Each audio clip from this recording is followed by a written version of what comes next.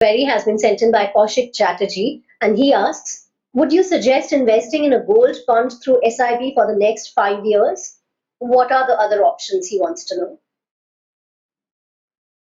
Generally speaking, one should not be investing in gold funds. One should not be making long-term investment in gold because I think it is a store of value.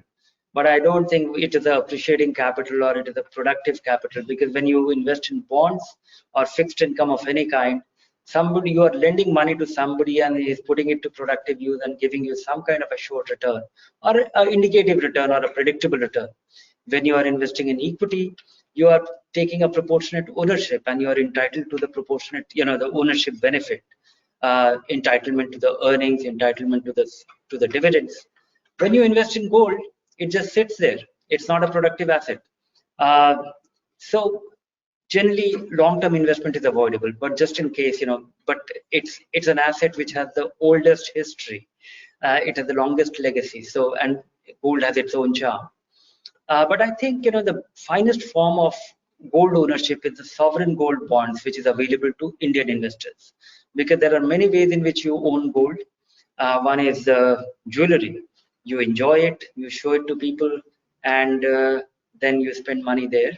But then the making charges, it's not an investment. I think it's a consumption, given the cost of converting gold into a jewelry and reversal of it. Likewise, gold bars and coins and other things will also, I think it's easy to buy. I don't know how easy it is to sell and realize the money. Gold ETFs, it comes with a cost. It has an expense ratio. And the gold funds, because you can't have a demat account or the ease of buying it like a mutual fund, those funds in turn own these gold ETFs. They buy the gold ETF, and it has a slightly higher cost than the gold ETF. The gold funds have a higher cost than the gold ETF because they own gold ETFs. These sovereign gold bonds, this is an interesting option for Indian investors, and it is easy to buy. Easy to buy because government issues it every now and then. So you can buy it directly from the government through a bank, and when and 3-4 times in a year it is being issued, and it is also available in the secondary market for an individual investor. And there it is easy to buy because today you have many online brokers who provide you almost frictionless ability to buy these sovereign gold bonds. And these sovereign gold bonds, they not only give you the return of gold, but they give you 2.5% annual return over and above the gold prices. The gold prices might depreciate or appreciate, so you will be entitled to all the returns.